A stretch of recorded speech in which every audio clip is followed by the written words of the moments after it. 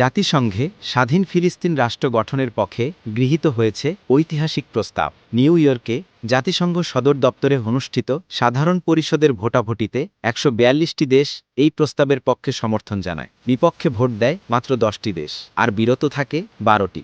এই প্রস্তাবটি উত্থাপন করে ফ্রান্স ও সৌদি আরব। নিউ ইয়র্ক ঘোষণা নামে পরিচিত এই প্রস্তাবে বলা হয়েছে একটি হামাস মুক্ত স্বাধীন ফিলিস্তিন রাষ্ট্র গঠনের পথ প্রশস্ত করা হবে। এতে দ্বিরাষ্ট্রীয় সমাধানের প্রচেষ্টা জোরদারের কথা পুনর্ব্যক্ত করা হয়। একই সঙ্গে হামাসকে অস্ত্র সমর্পণ করে গাজার ক্ষমতা ফিলিস্তিন কর্তৃপক্ষের কাছে হস্তান্তরের আহ্বান জানানো হয়। প্রস্তাবটির প্রতি ইতোমধ্যেই আরব লীগ সমর্থন জানিয়েছে। ফিলিস্তিনের ভাইস প্রেসিডেন্ট হুসেইন আল শেখ বলেন, আন্তর্জাতিক সম্প্রদায়ের এই সমর্থন ফিলিস্তিনি জনগণের ন্যায্য অধিকারের স্বীকৃতি। বিশ্লেষকরা বলছেন, এই প্রস্তাব ফিলিস্তিন রাষ্ট্র প্রতিষ্ঠার পথে একটি বড় কূটনৈতিক বিজয়। তারা মনে করছেন, বৈশ্বিক সমর্থনের এই ধারা শান্তি প্রক্রিয়াকে আরও ত্বরান্বিত করবে। অন্যদিকে ফিলিস্তিন কর্তৃপক্ষ জানাচ্ছে, শান্তি প্রতিষ্ঠার জন্য পূর্ব জেরুজালেমকে রাজধানী করে একটি স্বাধীন ফিলিস্তিন রাষ্ট্র গঠন এখন সময়ের দাবি। জাতিসংঘের এই বিপুল সমর্থন বিশ্বকে নতুন করে আশার আলো দেখাচ্ছে একটি স্বাধীন, শান্তিপূর্ণ ও সমৃদ্ধ ফিলিস্তিন রাষ্ট্রের।